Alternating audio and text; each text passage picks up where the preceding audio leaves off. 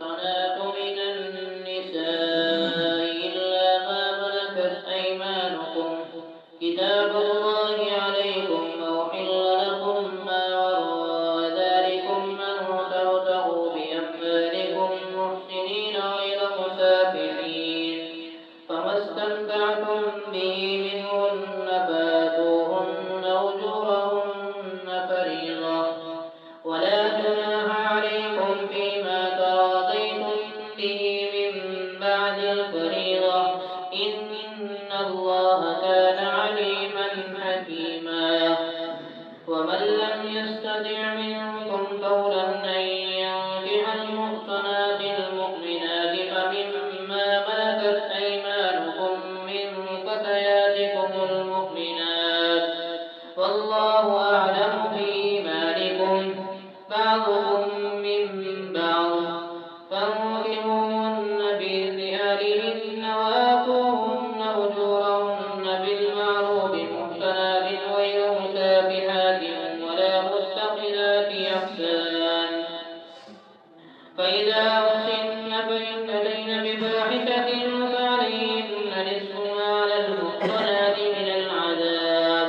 ذلك لمن خشي العنت منكم وأن تصبروا خير لكم والله غفور رحيم يريد الله ليبين لكم ويهديكم سنن الذين من قبلكم ويتوب عليكم والله عليم حكيم والله يريد أن يتوب عليكم ويريد الذين يتبعون الشهوات أن تميلوا ميلا عظيما يريد الله أن يخفف عنكم وخلق الإنسان ضعيفا يا أيها الذين آمنوا لا تأكلوا أموالكم بينكم بالباطل إلا أن تكون تجارة عن تراض منكم ولا تقتلوا أنفسكم إن الله كان بكم رحيما ومن يفعل ذلك عدوانا وظلما فسوف نصليه نارا وكان ذلك على الله يسيرا إن تجتنبوا كبائر ما تنهون عنه نكفر عنكم سيئاتكم وندخلكم مدخلا كريما ولا تتمنوا ما فضل الله به بعضكم على بعض للرجال نصيب مما اكتسبوا وللنساء نصيب مما اكتسبن فاسألوا الله من فضله إن الله كان بكل شيء عليما ولكل جعلنا موالي مما ترك الوالدان والأقربون فالذين عقدت أيمانكم فآتوهم نصيبهم إن الله كان على كل شيء شهيدا الرجال قوامون على النساء بما فضل الله بعضهم على بعض وبما أنفقوا من أموالهم فالصالحات قانتات حافظات للغيب بما حفظ الله واللاتي تخافون نشوزهن فعظوهن واهجروهن في المضاجع واضربوهن فإن أطعنكم فلا تبغوا عليهن سبيلا إن الله كان عليا كبيرا وإن خفتم شقاق بينهما فبعثوا حكما من أهله وحكما من أهلها إن يريدا إصلاحا يوفق الله بينهما إن الله كان عليما خبيرا واعبدوا الله ولا تشركوا به شيئا وبالوالدين إحسانا وبذي القربى واليتامى والمساكين والجار ذي القربى والجار الجنب والصاحب بالجنب وابن السبيل وما ملكت أيمانكم إن الله لا يحب من كان مختالا فخورا الذين يبخلون ويأمرون الناس بالبخل ويكتمون ما آتاهم الله من فضله وأعتدنا للكافرين عذابا مهينا فالذين ينفقون أموالهم رئاء الناس ولا يؤمنون بالله ولا باليوم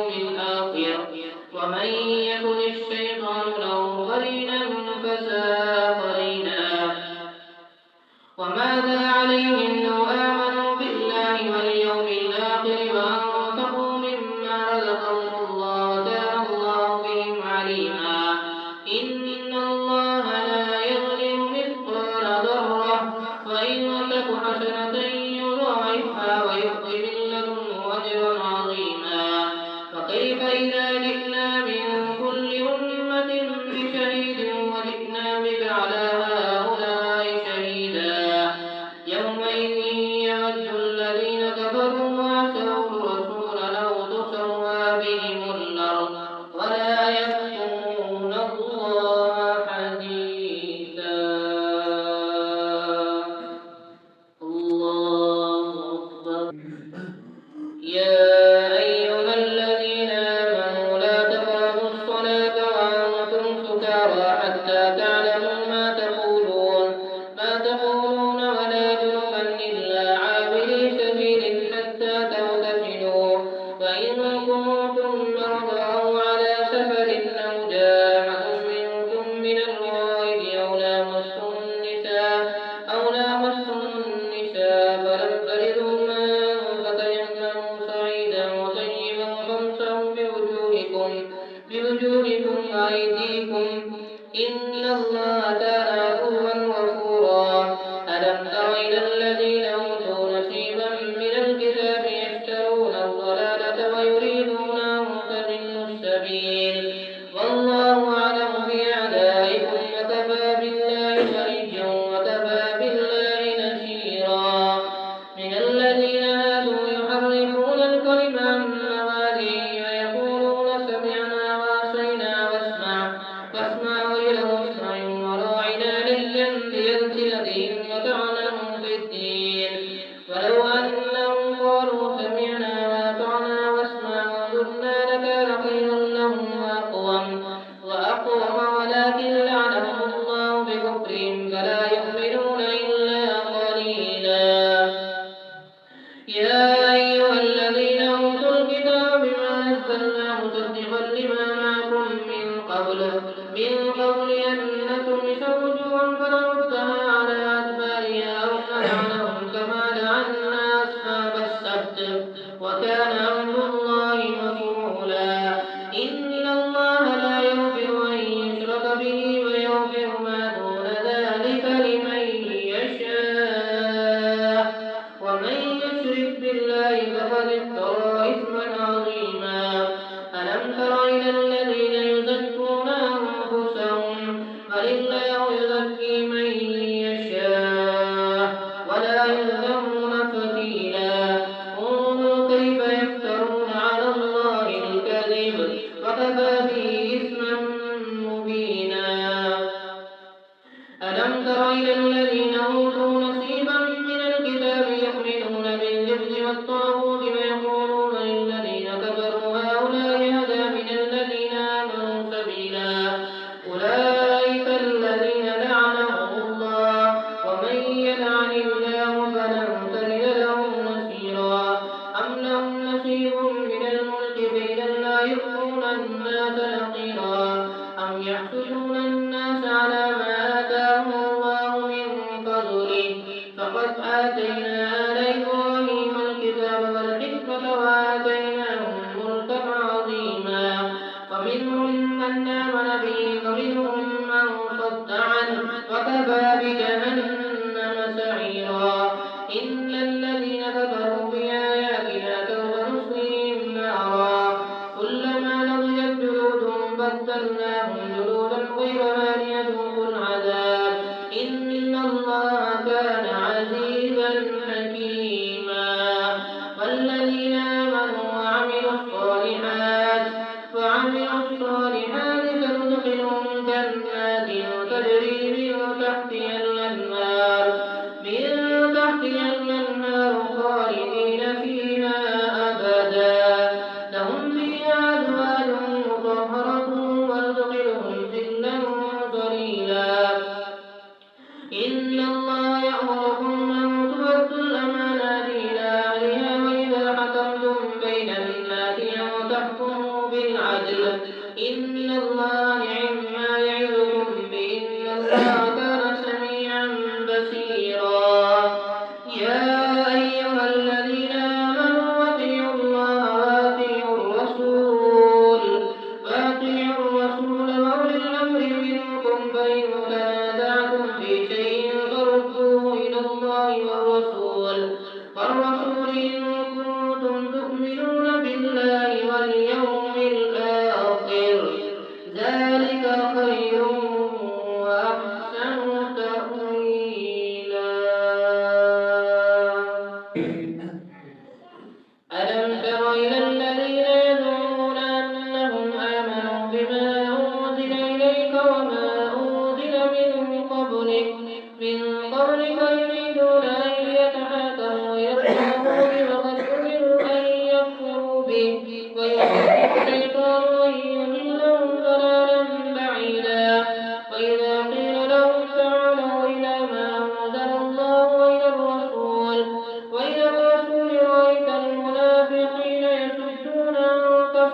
موسى فكيف إذا أصابتهم مصيبة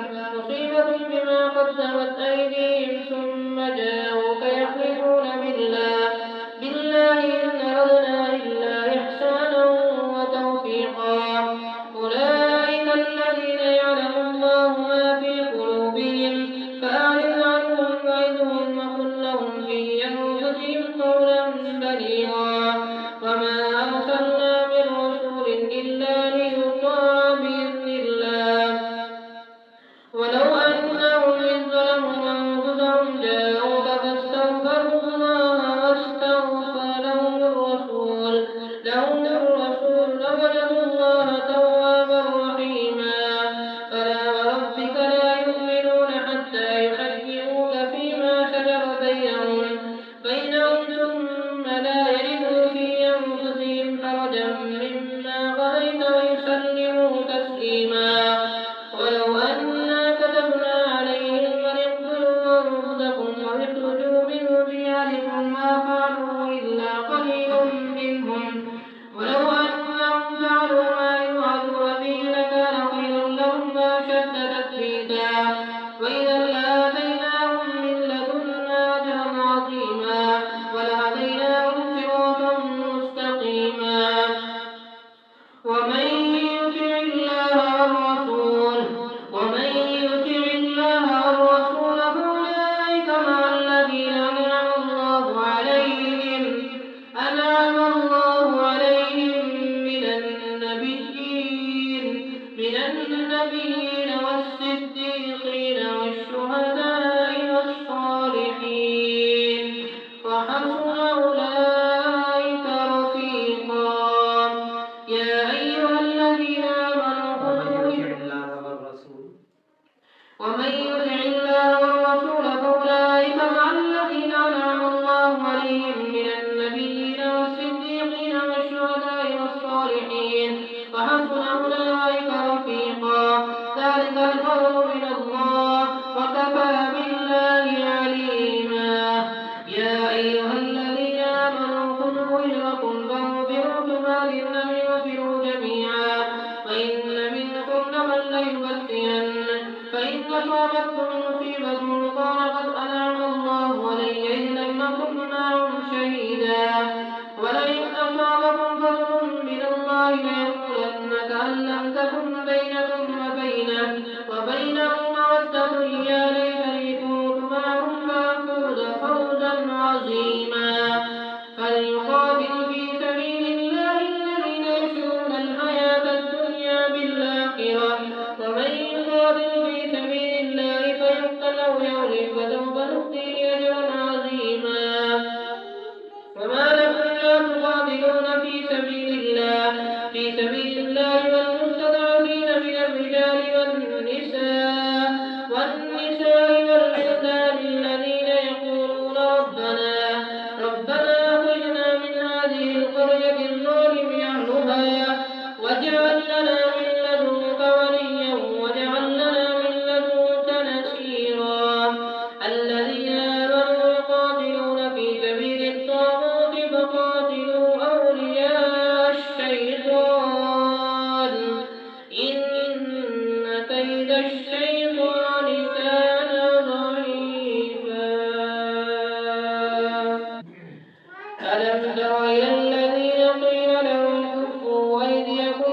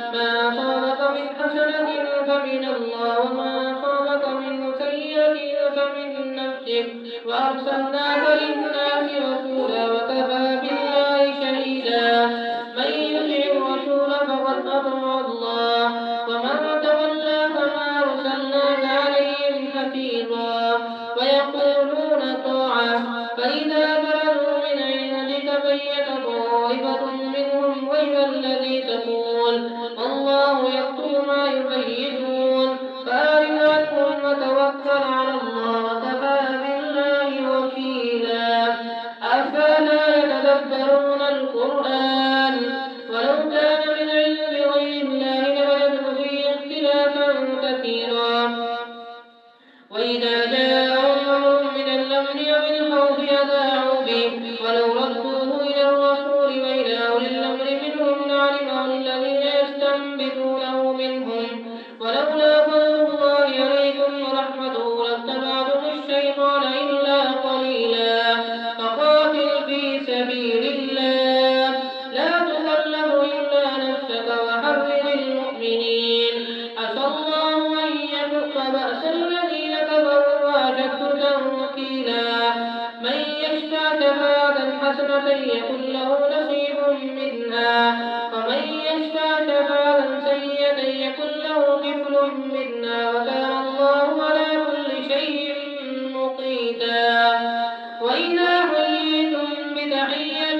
فحيوا بأحسن منها وردوها إن الله كان على كل شيء حسيبا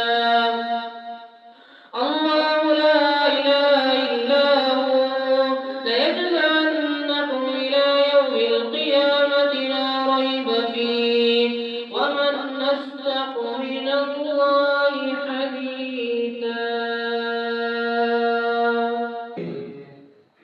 فما لكم في المنافقين فئتين الله أركسهم بما كسبوا أتريدون أن تهدوا من أضل الله فمن يضلل الله فلن تجد له سبيلا وأنتم لو تكفرون كما كفروا فتكونون سواء فلا تتخذوا منهم أولياء حتى يهاجروا في سبيل الله فإن تولوا فخذوهم وقتلوهم حيث وجدتموهم ولا تتخذوا منهم ملجا ولا نصيرا إلا الذين يصلون إلى قوم بينكم وبينهم ميثاق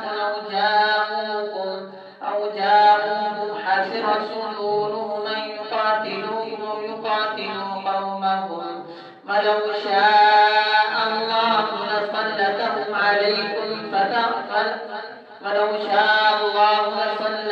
عليكم فلقاتلوكم فإن اعتزلوكم فلم يقاتلوكم وألقوا إليكم السلم فما جعل الله لكم عليهم سبيلا ستجدون آخرين يريدون أن يأمنوكم ويأمنوا قومهم كلما ردوا إلى الفتنة أركسوا فيها فإن لم يعتزلوكم ويلقوا إليكم السلم ويكفوا أيديهم فخذوهم وقتلوهم حيث ثقفتموهم وأولئكم جعلنا لكم عليهم سلطانا مبينا وما كان لمؤمن أن يقتل مؤمنا إلا خطأ فمن قتل مؤمنا خطأ فتحرير رقبة مؤمنة ودية مسلمة إلى أهله إلا أن يصدقوا فإن كان من قوم عدو لكم وهو مؤمن فتحرير رقبة مؤمنة فإن كان من قوم بينكم وبينهم ميثاق فدية مسلمة إلى أهله وتحرير رقبة مؤمنة فمن لم يجد فصيام شهرين متتابعين توبة من الله وكان الله عليما حكيما ومن يقتل مؤمنا متعمدا فجزاؤه جهنم خالدا فيها وغضب الله عليه ولعنه وأعد له عذابا عظيما يا أيها الذين آمنوا إذا ضربتم في سبيل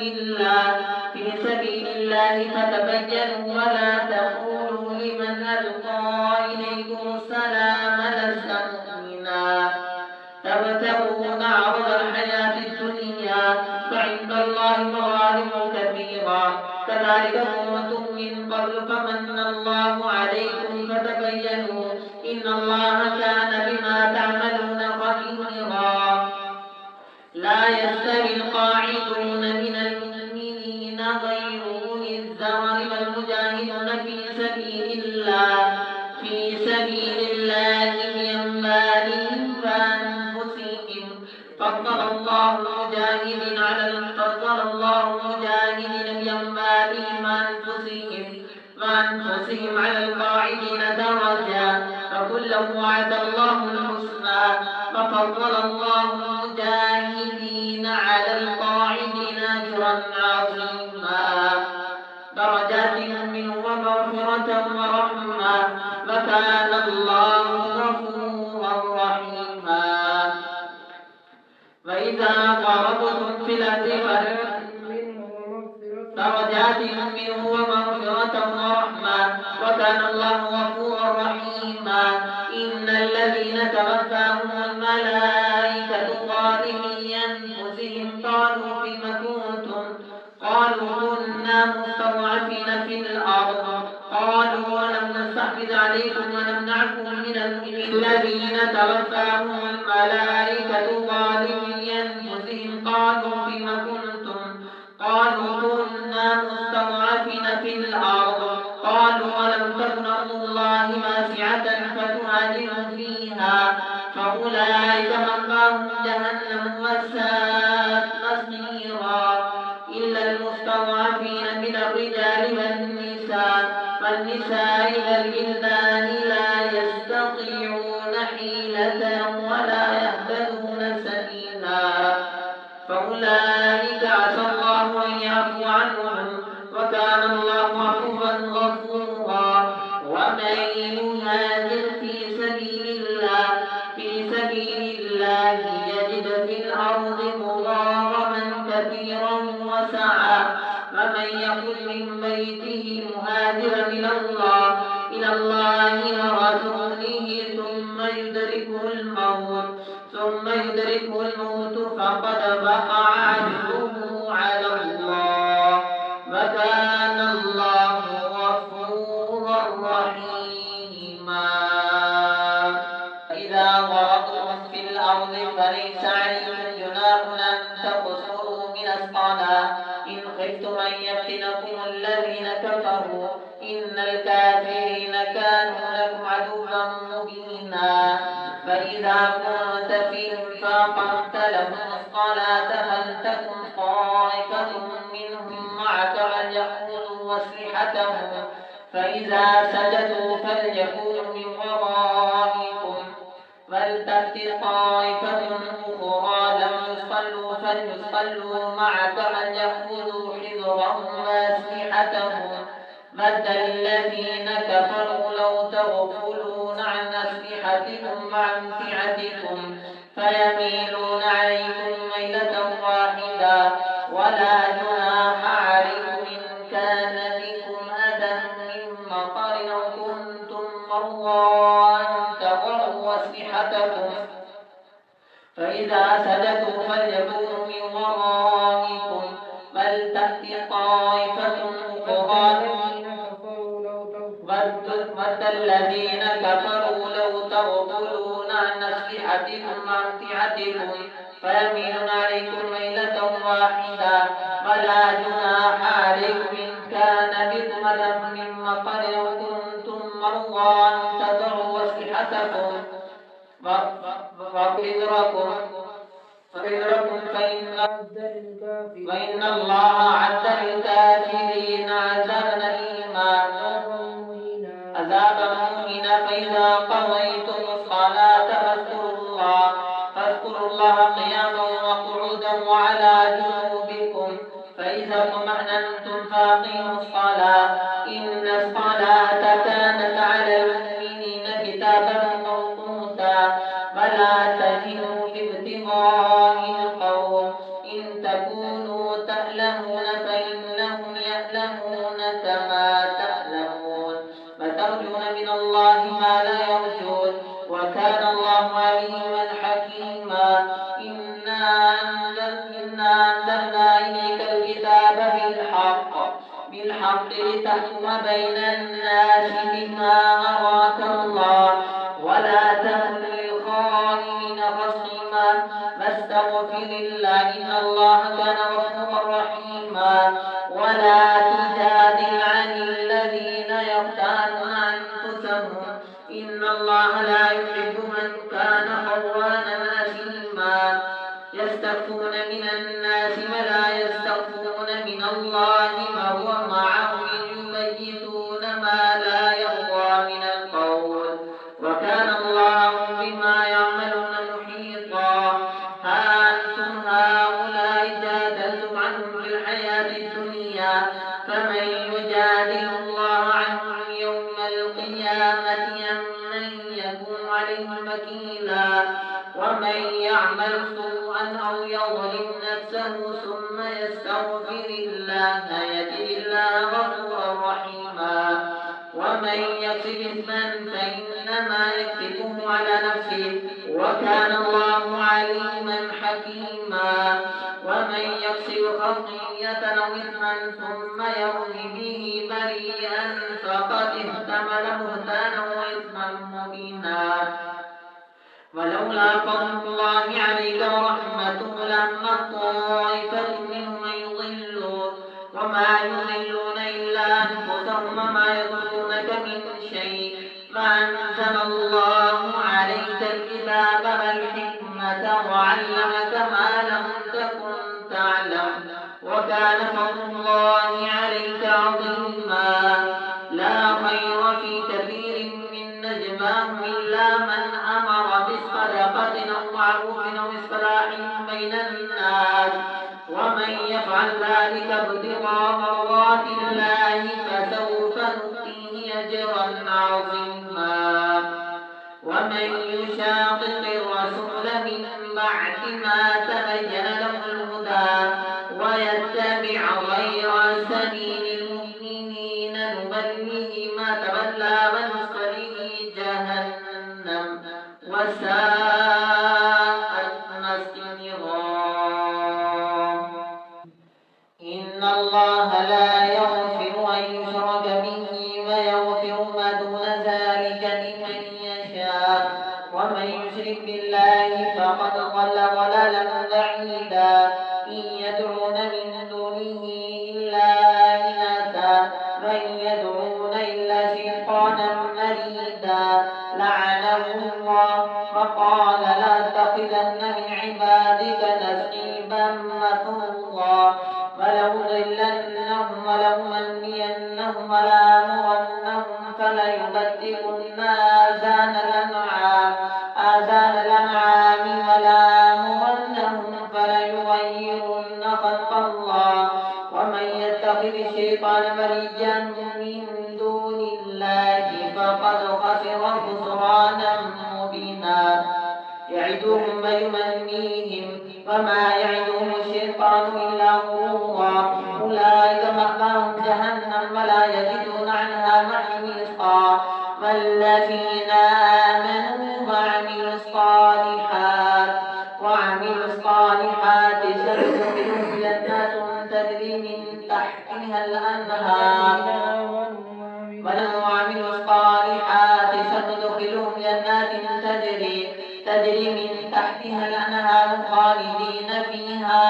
أبدا وعد الله حقا ومن أصدق من الله قيلا. ليس بأمانيكم ولا أماني أهل الكتاب من يعمل سوءا يجز به ولا يجد له من دون الله وليا ولا نصيرا. ومن يعمل من الصالحات من ذكر أو أنثى وهو مؤمن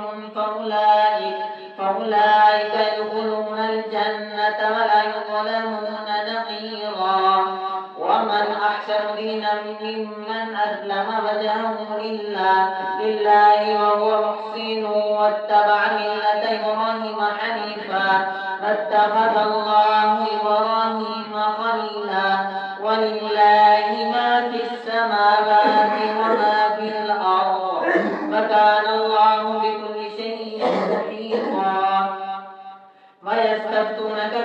النساء قل الله يؤتيكم فيهن وما يتلى عليكم في الكتاب في يتامى النساء اللاتي لا تؤتونهن ما كتب لهن وترغبون أن تنكحوهن والمستضعفين من الولدان وأن تقوموا لليتامى بالقسط وما تفعلوا من خير فإن الله كان به عليما. فإن امرأة خافت من بعلها نشوزا أو إعراضا فلا جناح عليهما أن يصلحا بينهما صلحا فالصلح خير وأحضرت الأنفس الشح فإن تحسنوا وتتقوا فإن الله كان بما تعملون خبيرا. تستطيعوا أن تعدلوا بين النساء ولو حرصتم فلا تميلوا كل الميل فتذروها كالمعلقة فإن تصلحوا وتتقوا فإن الله كان بما تعملون خبيرا. الله كان غفورا رحيما. ولن تستطيعوا أن تعدلوا بين النساء ولو حرصتم فلا تميلوا كل الميل فتذروها كالمعلقة فإن تصلحوا وتتقوا فإن الله كان غفورا رحيما. فإن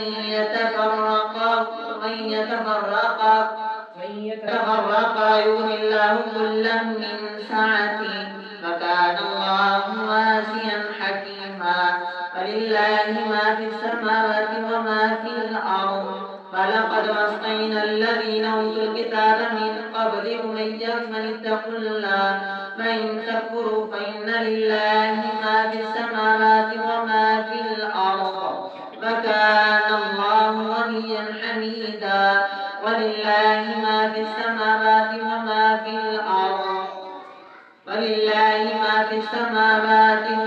في الأرض فلقد وصينا فكفى بالله وكيلا.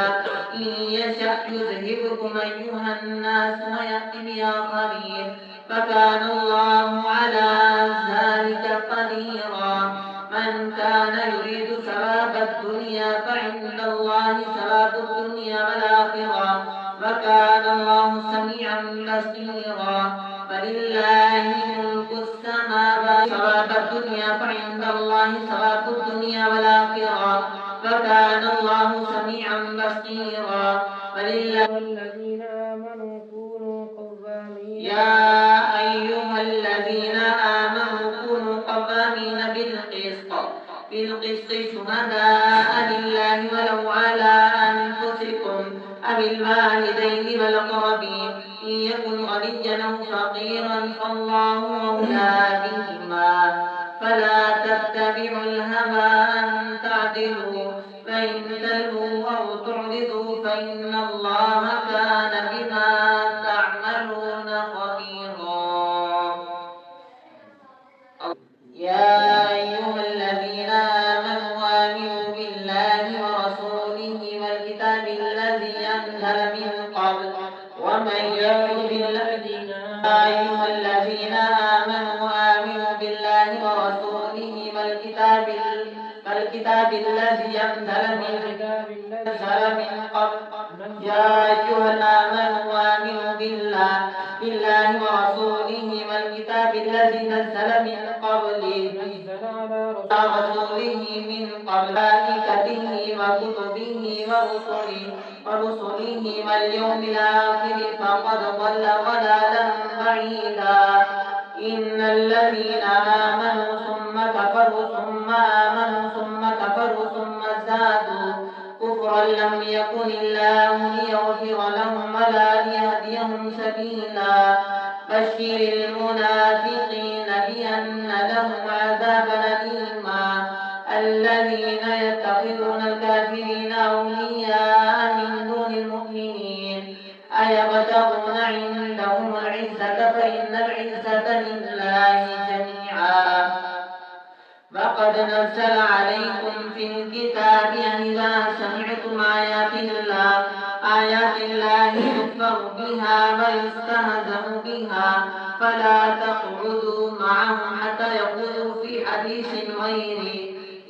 لكم إذا مثلهم إن الله جامع المنافقين والكافرين في جهنم جميعا. الذين يتربصون بكم فإن كان لكم فتح من الله قالوا ولم نكن معكم فإن كان للكافرين نصير قالوا ألم نستحوذ عليكم ونمنعكم من المؤمنين